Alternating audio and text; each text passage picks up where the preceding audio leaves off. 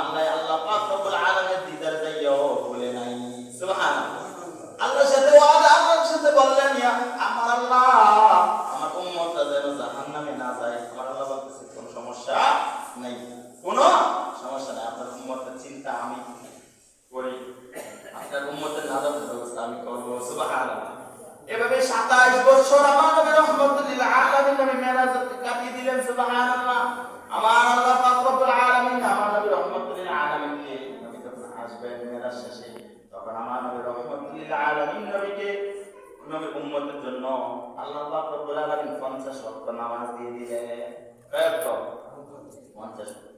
আমার নবী রাহমাতুল লিল আলামিন নবী 50 ওয়াক্ত নামাজ পড়িয়া মনের খুশিতে উম্মতের জন্য হাদিয়া দিয়েছেন। আল্লাহ রাব্বুল আলামিন উম্মতের জন্য হাদিয়া দিয়েছেন।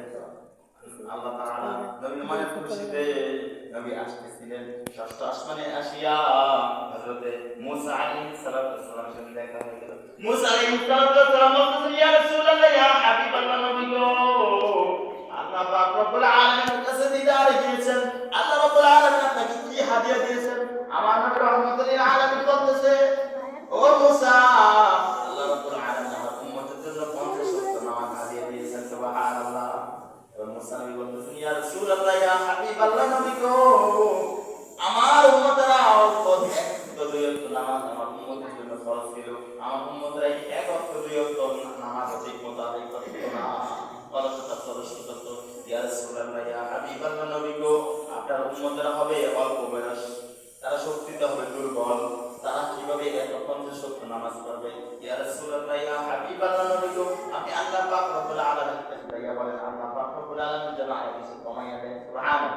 আমার নবী রাহমাতুল লিল আলামিন নবী আবারও গেলেন, গিয়ে আল্লাহ পাক রব্বুল আলামিনের কাছে বললেন ইয়া আল্লাহ আমার উম্মতের জন্য কষ্ট হয়ে যাবে, আপনি একটু নামাজ পড়াই দেন।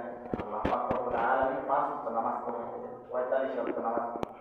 আমার নবী রাহমাতুল লিল আলামিন নবী আবার যখন আসলেন, হযরত মুসা আলাইহিস সালাম আবার বলতেছেন ইয়া রাসূলুল্লাহ ইয়া হাবিবাল্লাহ, এই 45 ওয়াক্ত নামাজ আপনার উম্মতটা পড়তে পারবে না, কষ্ট হয়ে যাবে, আপনি আবার আল্লাহ তাআলার কাছে যান। আবার আল্লাহ তাআলার কাছে যখন যাইলেন, আল্লাহ পাক রব্বুল আলামিন আবার 5 ওয়াক্ত নামাজ কমিয়ে দিলেন। আমার নবী রাহমাতুল লিল আলামিন নবী মনের খুশিতে আবার চলে আসলেন। আবার যখন হযরত মুসা আলাইহিস সালামের সাথে দেখা হয়ে গেল,